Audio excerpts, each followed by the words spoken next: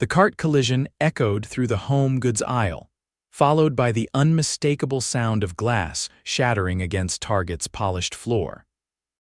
Avery Owens froze, mortified, as she stared at the broken picture frames now scattered at her feet and at the impeccably dressed man whose cart she had just rammed into. "I'm so sorry," Avery exclaimed, already crouching down to gather the larger glass pieces. "I wasn't looking where I was going." The man knelt beside her, his expensive watch catching the fluorescent light. "Please, don't worry about it. It was as much my fault."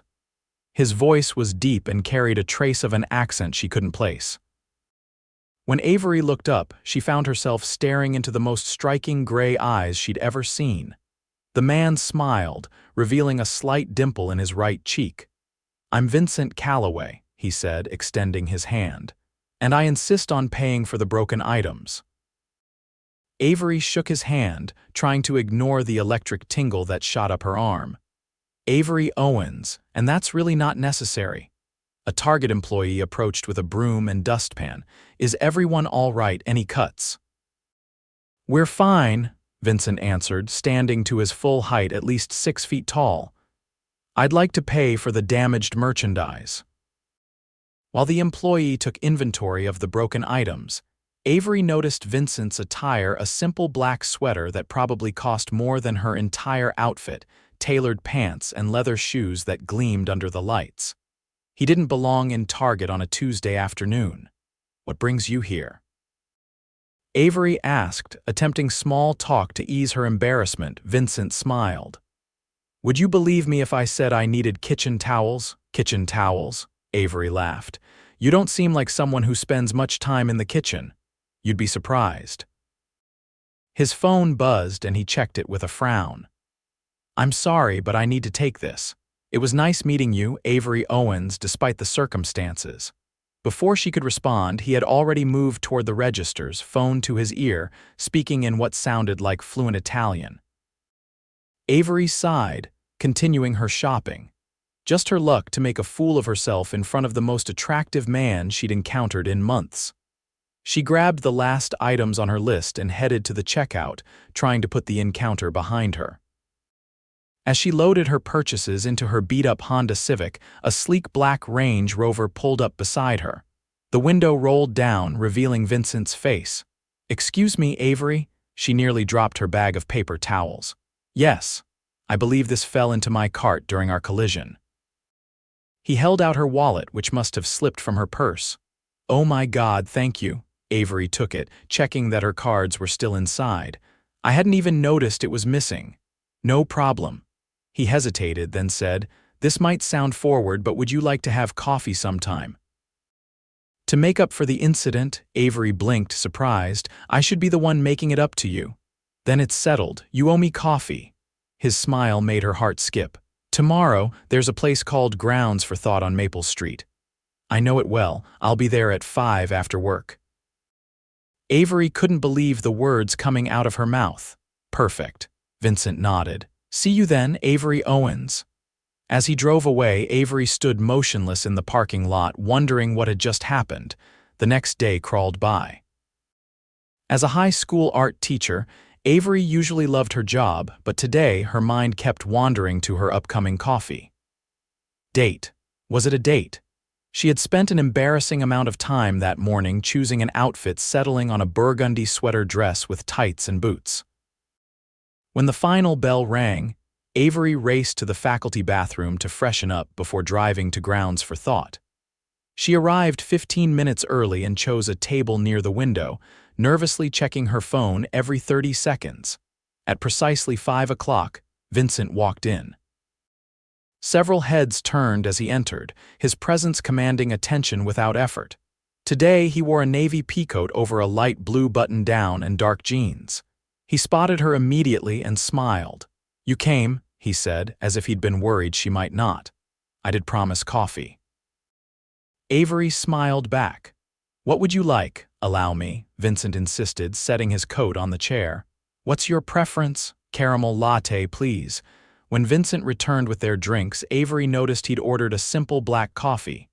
"No fancy coffee for you." I prefer to taste the beans, he replied, sitting across from her. A habit from my college days in Italy. You studied in Italy? Avery asked, impressed. Architecture at the University of Florence, though I've changed career path since then. What do you do now? Vincent hesitated before answering. I'm in shipping and logistics, maritime transport specifically. That sounds complicated. Avery wrapped her hands around her mug. I teach high school art. Vincent's eyes lit up.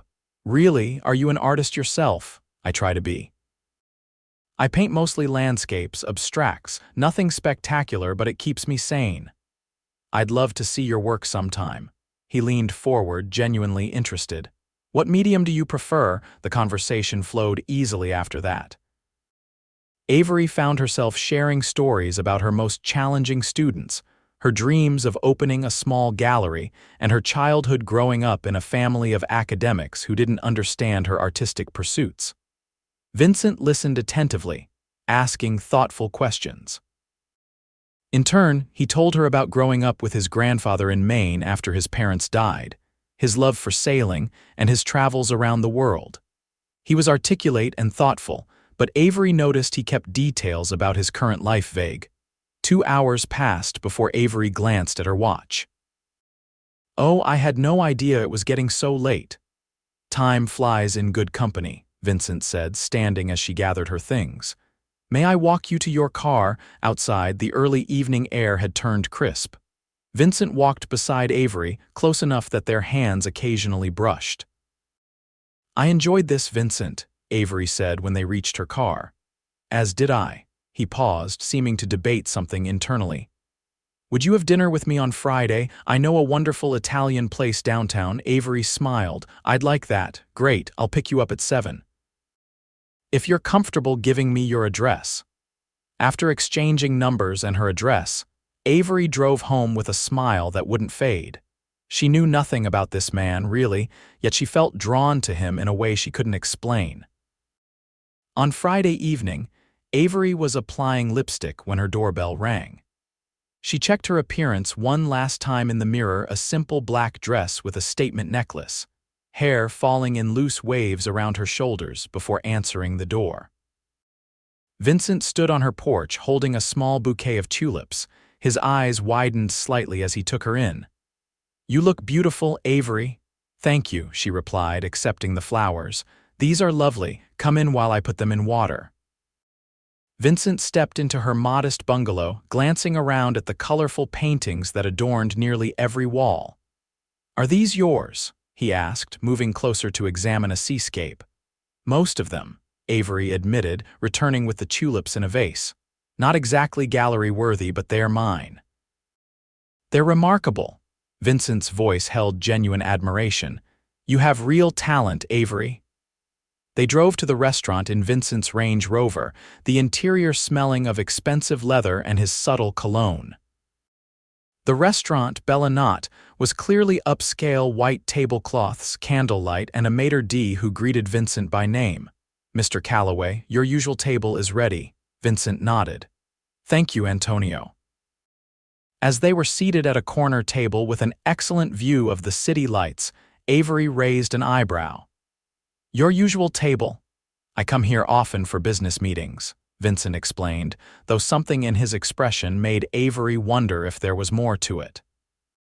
The sommelier approached and Vincent ordered wine in fluent Italian. When the man departed, Avery leaned forward. Okay, shipping and logistics expert who speaks Italian has a usual table at the most exclusive restaurant in the city and dresses like he stepped off a runway. Are you going to tell me who you really are, Vincent Calloway? Vincent looked momentarily caught off guard, then laughed. I'm exactly who I said I am. I just omitted some details. Like what? He took a breath. Like the fact that I own Calloway Maritime, one of the largest shipping companies in the world. Avery blinked. That's quite an omission. I find people treat me differently when they know. I wanted you to get to know me, not my bank account or company. The wine arrived, giving Avery a moment to process this information. So you're not just successful, you're wealthy, yes. Vincent shrugged as if it were a minor detail. Does that change things between us? Avery considered the question. I don't know, should it? I hope not. His gray eyes held hers. Because I really like you, Avery Owens. The confession hung in the air between them, sincere and unexpected. Avery felt her cheeks warm. I like you too, though I'm still trying to figure out why someone like you would be shopping at Target for kitchen towels. Vincent laughed. My housekeeper quit unexpectedly and I had guests coming. I needed to make the place presentable. You don't have people who could do that for you. I do. But sometimes I like doing normal things myself. Keeps me grounded. Their dinner conversation ranged from art to literature to travel. Vincent described sailing along the Amalfi Coast, while Avery shared her dream of visiting the great museums of Europe. By the time dessert arrived at tiramisu, they shared Avery felt as if she'd known him for years rather than days. After dinner, Vincent suggested a walk along the riverfront. They strolled side by side, the city lights reflecting on the water. When Avery shivered in the cool night air, Vincent removed his jacket and draped it over her shoulders. Thank you, she said, inhaling his scent on the fabric. For dinner, for the jacket, for being not what I expected. Vincent stopped walking, turning to face her. What did you expect? I don't know. Someone arrogant maybe, someone who talks about money and status, but you're just real. In the moonlight, Vincent's expression softened. He stepped closer, gently brushing a strand of hair from her face. May I kiss you, Avery? Her heart pounded as she nodded. Vincent leaned down, his lips meeting hers in a kiss that was tender yet intense. Avery's hands found their way to his chest, feeling his heart racing beneath her fingertips. When they parted, both slightly breathless, Vincent rested his forehead against hers. I've wanted to do that since Target. Avery laughed softly. Even with broken glass at our feet, especially then, you looked so adorably flustered. They continued walking, hands entwined, talking until the riverfront grew quiet and the hour late. When Vincent finally drove Avery home, he walked her to her door. I have to fly to Boston tomorrow for business, he said, looking genuinely disappointed. I'll be gone for 3 days. Will you call me? Avery asked, surprised by how much she wanted him to. Every day, he promised, kissing her once more before reluctantly saying goodnight. The next few weeks passed in a whirlwind. True to his word, Vincent called Avery every day during his Boston trip. When he returned, they fell into a pattern of dinner dates, walks in the park, and late-night conversations. Vincent took her sailing on a small boat he kept at the marina, not my yacht, he clarified with a wink, and Avery taught him to paint, laughing at his frustrated attempts to capture a sunset on canvas. Despite his wealth, Vincent seemed most content in simple settings. He preferred cooking dinner at her small house to dining in expensive restaurants, though he occasionally surprised her with extravagant gestures, front-row tickets to a sold-out exhibition she'd mentioned wanting to see, a rare art book he'd tracked down from a dealer in Paris. 1 month into their relationship, Avery still hadn't seen Vincent's home. When she asked about it, he seemed hesitant. It's not that I don't want you there, he explained. It's just, it doesn't feel like me. It's where I work and sleep, but it's not home. Is that why you spend so much time at my place? Avery teased, curled against him on her sofa. I spend time here because you're here, Vincent replied, kissing the top of her head. But yes, I love this house. It's warm, creative, lived in. It feels like you. The next weekend, however, Vincent invited Avery to his penthouse for dinner. I've been cooking all day, he admitted when she arrived. Fair warning, I'm better at eating Italian food than preparing it. Avery's jaw dropped as she entered the penthouse. Floor-to-ceiling windows offered a panoramic view of the city and harbor. The space was sleek and modern, with clean lines and minimalist furniture, but touches of warmth appeared in unexpected places: a hand-knotted rug, shelves lined with well-read books, framed maps of sailing routes. This is... Wow, Avery managed, turning in a slow circle. Too much? Vincent asked, a rare note of insecurity in his voice. It's beautiful, Avery assured him, noticing how he relaxed at her words. Just different from what I imagined. Vincent led her to the kitchen, where an array of ingredients was spread across the marble countertop. "I hope you like risotto. It's the only Italian dish my grandfather taught me to make properly." They cooked together, Vincent handling the risotto while Avery prepared a salad. The domesticity of the moment struck Avery how natural it felt to move around a kitchen with him, how easily they anticipated each other's needs.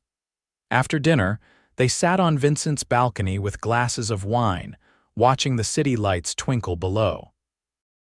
Vincent seemed quieter than usual, almost pensive. "What are you thinking about?" Avery asked, touching his arm. Vincent turned to her, his gray eyes serious. "I'm thinking that I'm falling in love with you, Avery Owens, and it terrifies me." Avery's breath caught. "Why does it terrify you?" "Because I've never felt this way before." He took her hand. "In my world, relationships are often transactional. People want something from me, from my name or my money, but you saw me before you knew any of that. You like me for who I am, not what I have." "Of course I do," Avery said softly. "Your bank account isn't what makes me laugh or feel safe or look forward to seeing you every day." Vincent brought her hand to his lips. "I love that you're passionate about teaching, even on days when your students drive you crazy. I love that you paint what you feel, not what will sell. I love that you got chocolate ice cream on your nose last week and didn't even care." Avery laughed, her eyes misting. "I'm falling in love with you too, Vincent. Even though you're impossible to beat at Scrabble and you wake up at ungodly hours to check maritime reports." Vincent pulled her into a kiss that left her breathless. When they separated, he pressed his forehead to hers and whispered, "Stay with me tonight." Avery nodded, words unnecessary as she followed him inside. The next morning, Avery woke to sunlight streaming through unfamiliar windows and Vincent watching her, his head propped on one hand. "Good morning," he murmured, kissing her softly. "Morning," Avery replied, stretching. "What time is it?" "Almost 9. I let you sleep in." 9, Vincent, it's a school day." Avery sat up in alarm. Vincent chuckled. "I called the school at 6, told them you had a family emergency. Your classes have substitutes today." Avery fell back against the pillows. "You can't just—" "Wait, how did you even do that?" "I might have mentioned that the Calloway Foundation was considering a substantial donation to the arts program." Vincent had the grace to look slightly sheepish. "Was that overstepping?" "Completely," Avery said, then laughed at his worried expression.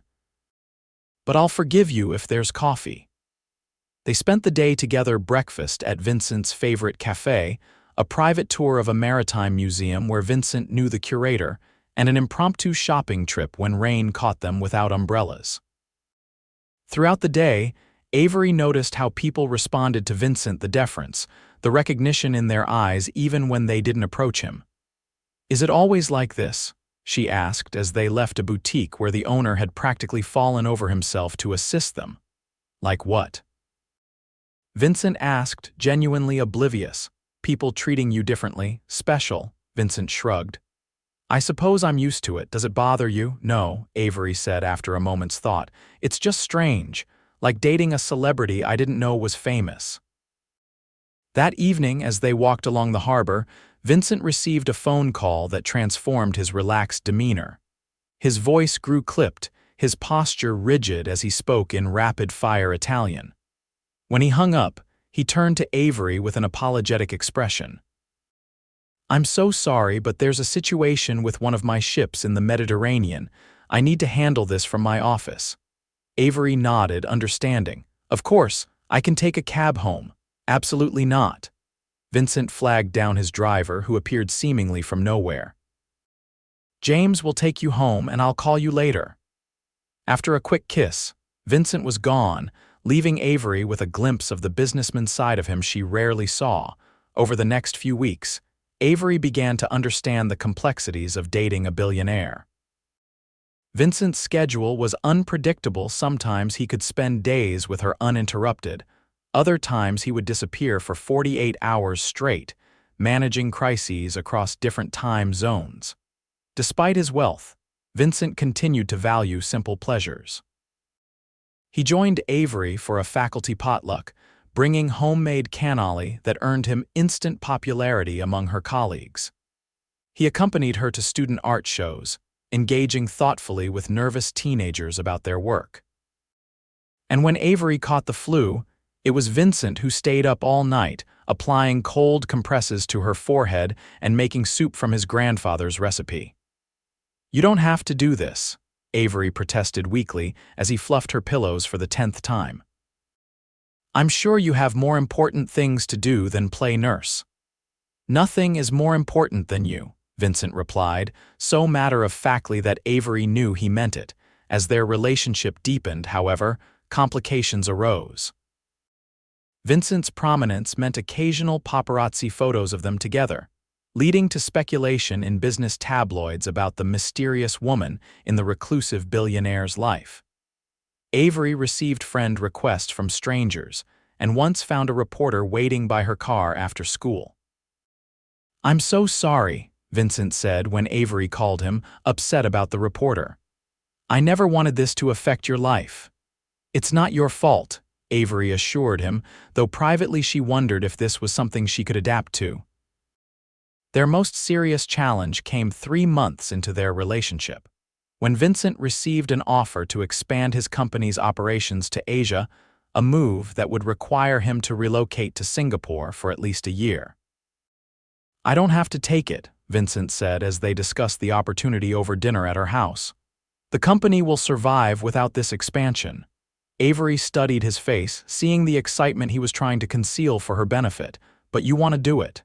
"Yes," he admitted. "It's a tremendous opportunity, but what we have, Avery, this matters more to me." Avery took his hands across the table. "You can't turn this down because of me. That's not fair to either of us." "Then come with me," Vincent said suddenly. "You could teach at an international school. Or take a year off, paint full-time. I have connections." "Vincent," Avery interrupted gently. "I can't just drop my life here. My students are in the middle of a term. I have commitments, family." They fell silent, the impasse hanging between them. Finally, Vincent spoke. "What if we tried long distance? I'd fly back as often as possible and you could visit during breaks."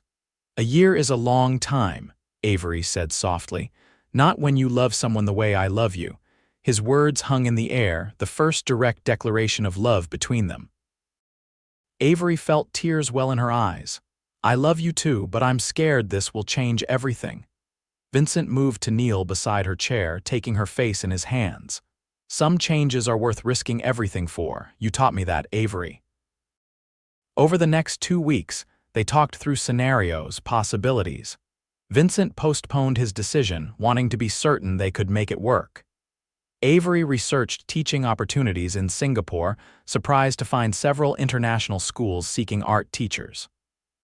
One evening, Vincent invited Avery to dinner at Bella, not the restaurant where they'd had their first real date.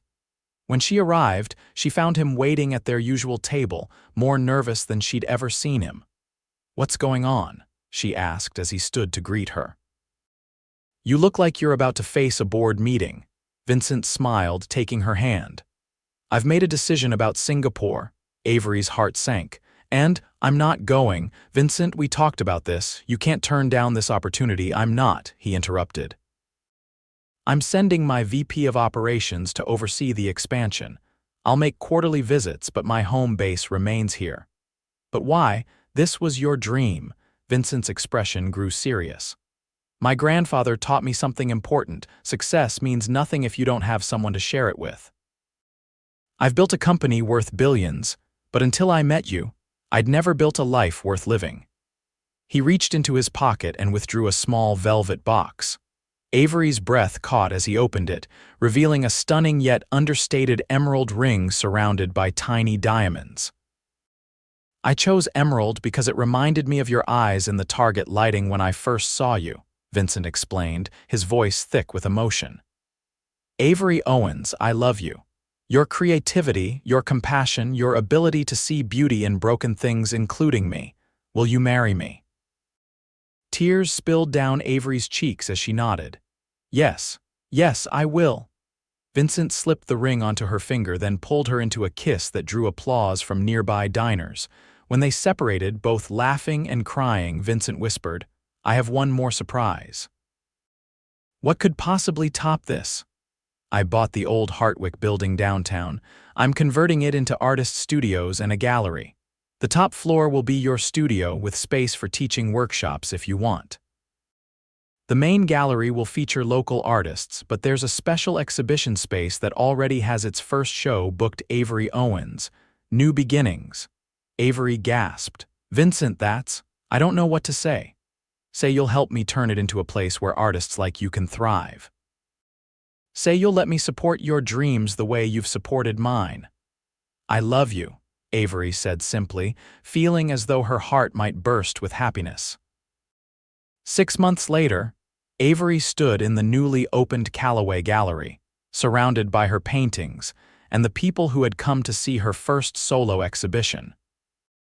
Vincent moved through the crowd, proudly discussing her work with art critics and collectors, occasionally catching her eye with a smile that still made her heart race. Her parents, initially overwhelmed by Vincent's wealth and status, had come to adore him for his genuine love for their daughter. Vincent's business associates, who had feared his engagement might distract him, now credited Avery with his renewed passion for humanitarian aspects of the shipping industry, including a new foundation focused on ocean conservation. As the evening wound down, Vincent found Avery standing before her favorite painting, a seascape that subtly incorporated the colors of the broken glass from their first meeting. "Happy?" he asked, slipping his arm around her waist. Avery leaned into him. "Incredibly. Though I still can't believe all this started because I wasn't watching where I was going at Target," Vincent laughed. "I like to think we would have found each other eventually. Some things are just meant to be. Like a high school art teacher and a shipping magnate, exactly like that."